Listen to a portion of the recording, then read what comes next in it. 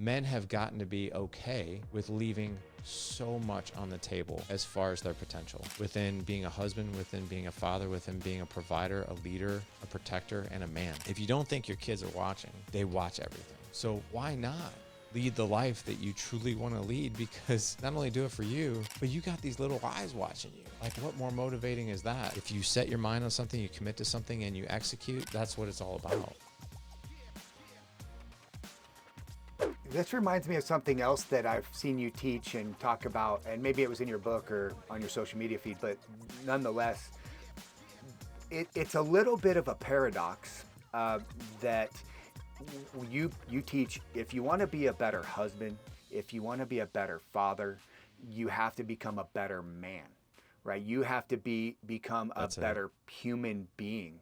And the paradox that I'm speaking to is sometimes it can feel really selfish, right? I am doing my own training. I'm thinking about my own nutrition. I'm reading the books that interest me. I'm, doing all these things for me. And sometimes if you're not thinking about that purpose of I'm doing this so that I can be a good husband and be a good father, sometimes it can be perceived as, by yourself and others, that you're being a little selfish and self-centered. Yeah. What are your thoughts on that? You're hitting a triggering topic for me, because here's where I really want the ear of men. If you are doing these things because you're selfish, well, then that's why you're doing them. I have a good friend of mine. I've known him since college. He's one of my college roommates. This guy, like, you look at him aesthetically, this guy looks like a freaking specimen, man.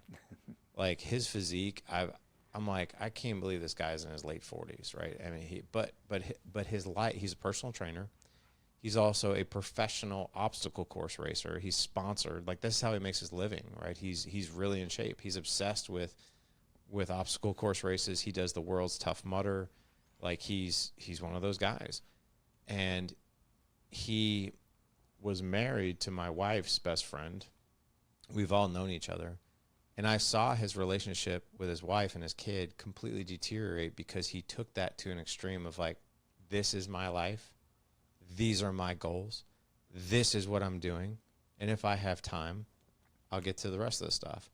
That's not what he would say out loud, but that's what his actions would say and dictate, right? It drove his wife and my wife's friend nuts because he was never home. And it was always about the next race or the thing, right? So he didn't have that part. It was all about, like, these are my goals. And, if I have time left over, I'll get to my family. Mine is different, and I think a lot of guys is different. Like, I'm going to go train because I want to be a better dad. Like, I'm going to go eat right because I don't want to have brain fog. Like, when I eat like total crap, I feel like crap. And when I feel like crap, I'm irritable, I'm crabby, I'm short with you, or I just want to check out and decompress and not do anything. I don't want to be that dad. I'll give you a great example of this. It was about 3 years ago. It was in 2022. We went to Florida. And we were staying at the Holiday Inn in Panama City. And it's like this really family-friendly environment. Like, it's like the entire hotel and, like, pool and the beach is set up for families. And, dude, there was probably over 100 parents that were on, like, the lounge chairs around the pool. And I watched, and everybody, and not that there's anything, like, really wrong with this. I'm not shaming people. It's your life. And I think people just kind of don't know better. Like, they're burnt out on their life. They go on vacation. They want to get hammered drunk and not think about their life, not think about their work, and just completely check out. And I saw so many people, so many kids go up to their dads. Dad, will you play with me in the pool? Not right now.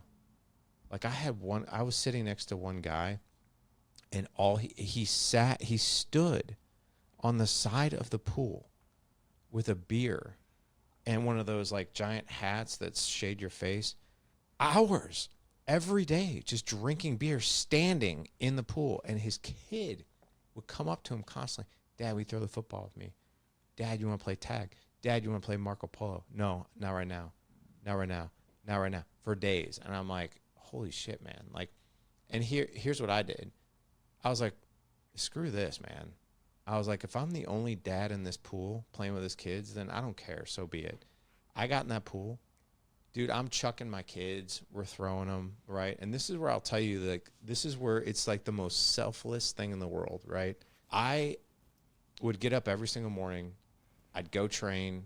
I'd go get my head right so that I can be like this awesome dad on vacation. So I'd get up before my family. I'd go train. I'd like get my head right. I'd meditate. I'd do all these things. Then I'm getting in this pool, man. I got nothing to numb myself with, right?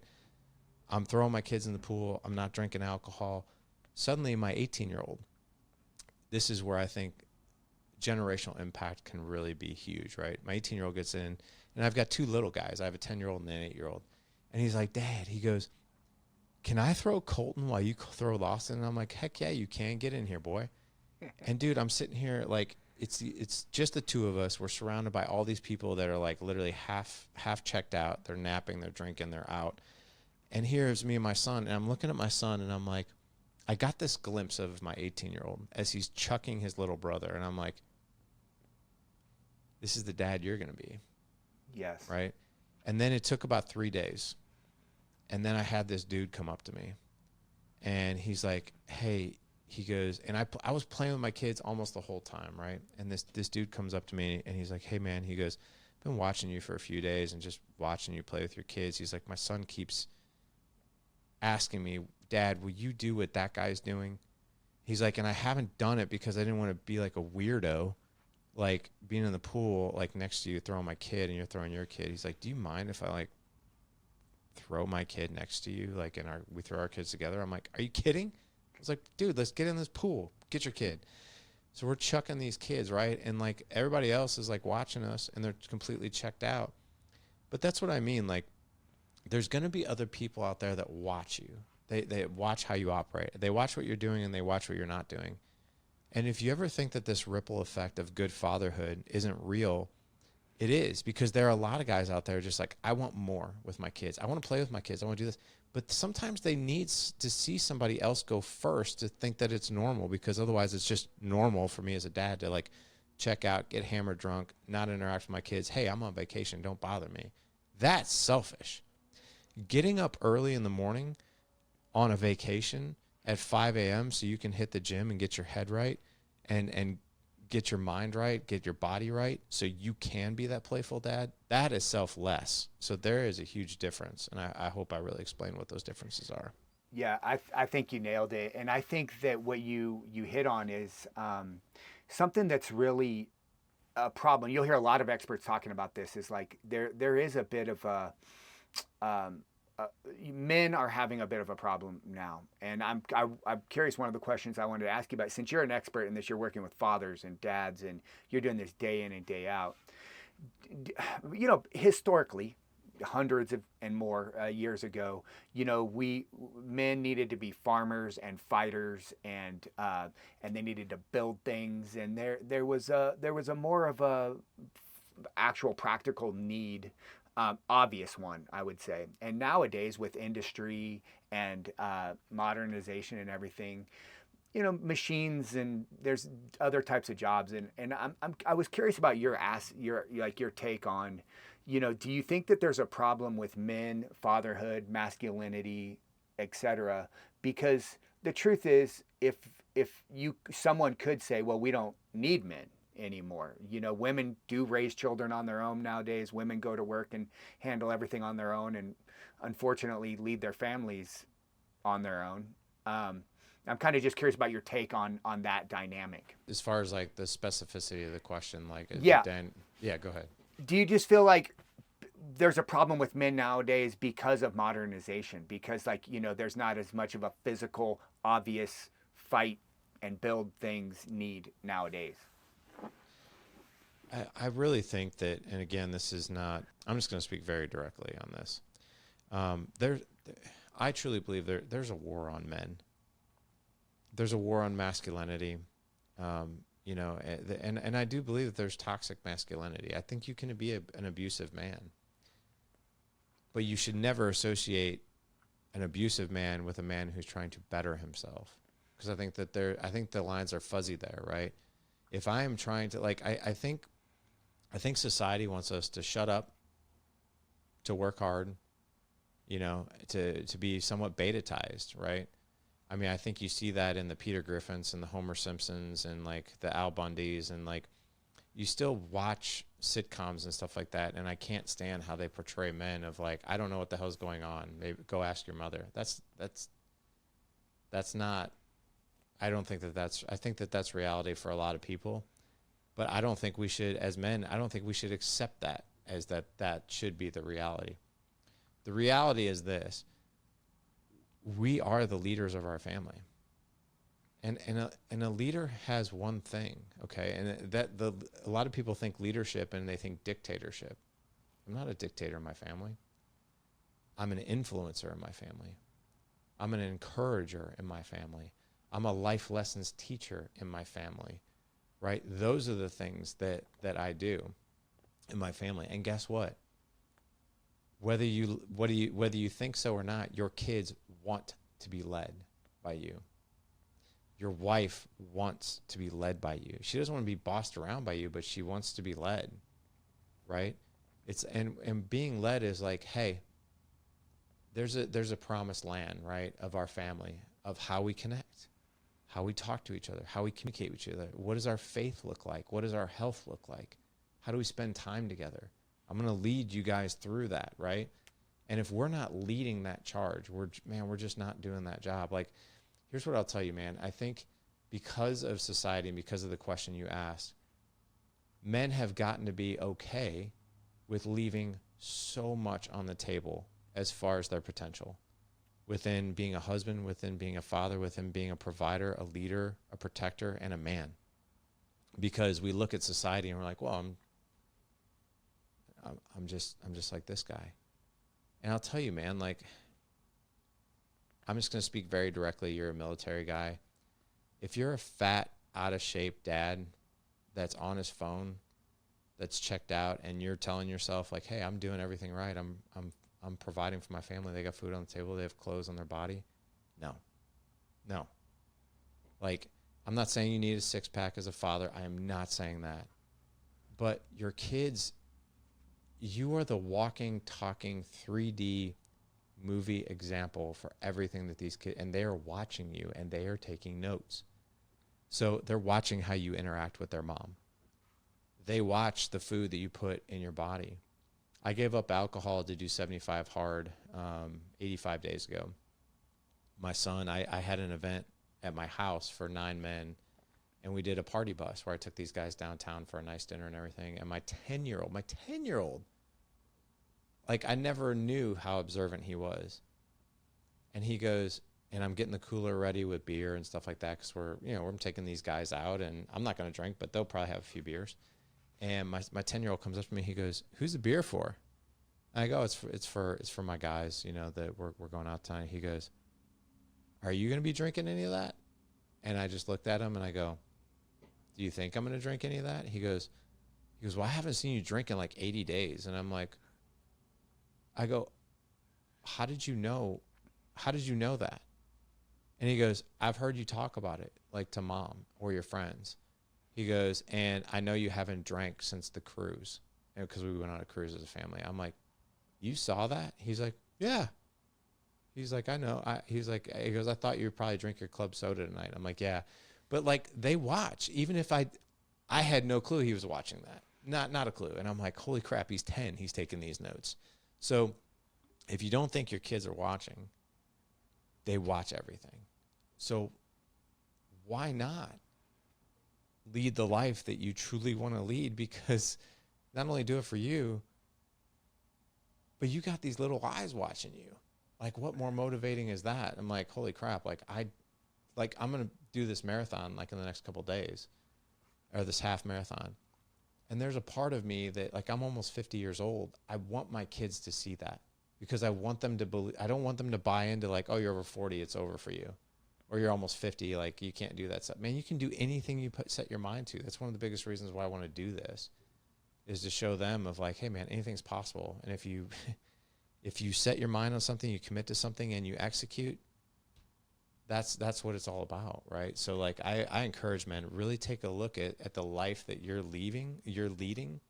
And if it's in line with what society is telling you to do, which is shut up, sit down, eat terrible food, just drink your problems away, man, your kids are watching you do that, and that we're leaving a lot on the table if we're doing that stuff. I think it's such a beautiful point that like setting the example, like, again, if you don't want to do it for yourself, fine. But I think about one of the filters I run through is like, what kind of man do I want my daughter to marry?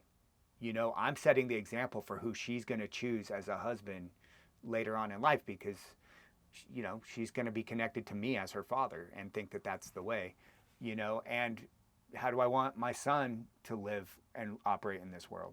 He's going to basically follow my model, my example. He will. I mean, it's really fascinating to just, have you ever asked your 9-year-old, like, just questions about, like, what they see, what they observe?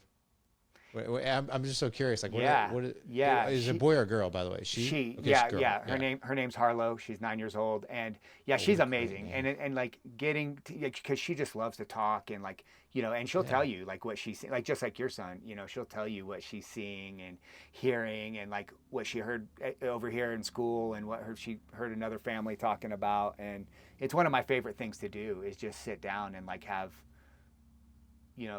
sometimes like a somewhat fairly adult conversations with a 9-year-old. It's kind of interesting. Yeah, it's crazy what they pick up on and what they see. I was on a podcast. Actually, no, I take that back. I was on a one-on-one client, a coaching client call. So I'm talking to this client. He's got 2 kids, and most of the things that I coach to are marriage. So I have like a 3-month marriage program that I take, my one-on-one clients through. I teach them skills and how to connect with their wives, how to build intimacy, how to build trust, like, fulfill her needs, get your own needs fulfilled, all those things. So this client of mine told me, he's about 4 weeks into this process. His wife is starting to come around, but perfect example of a guy who fell asleep in his marriage, like completely emotionally checked out. It was the typical thing. Like, he just didn't talk to her, didn't connect with her. He did what a lot of us do, which we make a lot of mistakes in that arena, which we think we're doing the right things, but we're not. And he kind of fell asleep in his marriage. And his wife finally came to him and was like, yeah, I'm kind of done. And then he did what we all do, is like, oh my God, I need to hire a coach to help me fix this. Right. Which I wish I would have gotten him like a year ago. Yeah. But his wife's view is this, like, she's starting to come around, but up until a few weeks ago, this was her message. I'm done with you, and I'm okay to stay married. I don't want any intimacy. I do not want to have sex with you. We can still sleep in the same bed. We're really good friends, and we're really good co-parents, and I think until these kids move out, it's all about the kids. And I told him, I was like, that's insanely dangerous. That approach is insanely dangerous. And he's like, I agree, but why do you think? And I told him, I was like, you don't think your kids are going to pick up on that? You don't think your kids are not going to know mom and dad don't love each other? Like, they're completely disconnected, but they're our parents, so we're just sort of here. And guess what? That's the relationship. That's the normalcy you're going to create for them. That's the relationship they're now going to go look for when they're done. And I brought my 18-year-old into this coaching call because he had just gotten home. He literally walked past my office at that moment. I was like, hey, come in here. Comes into my office. He's like, hey, what's up? And I introduced my client to him. I was like, hey, it's my 18-year-old. I was like, I just want to ask him a question while you're here, if that's cool. He's like, yeah. And I'll be honest with you, Athan, I had no idea what I love your name, by the way, Athan. My oldest is Ethan. I've never heard that. I'll have to tell him I met an Athan. But I asked Ethan, my 18-year-old, I was like, hey, do you mind if I ask you a couple questions and you tell my client what your thoughts are? He's like, no. And I did not know what he was going to say. I said, hey, and I said, I'm not going to use his name. I said, hey, tell Ethan what you just told me. And I said, Ethan, I want you to share back what it would feel like for you to live in a house like this if your parents operated like this. And I could tell it was uncomfortable for my one-on-one client, but he was also very intrigued. Like, he was excited to see, like, well, man, what kind of opinion is going to come back? So he shared with Ethan that feedback of his wife. And he goes, how would you feel if you were one of our kids? And I didn't know what Ethan was going to say. And Ethan said, if that was my house, I would never want to be home. And I was like, I just looked at him. I was like, holy crap, dude, are you serious? He's like, yeah, I'm serious. I was like, and I looked at my client and he was like, whoa. And I was like, why?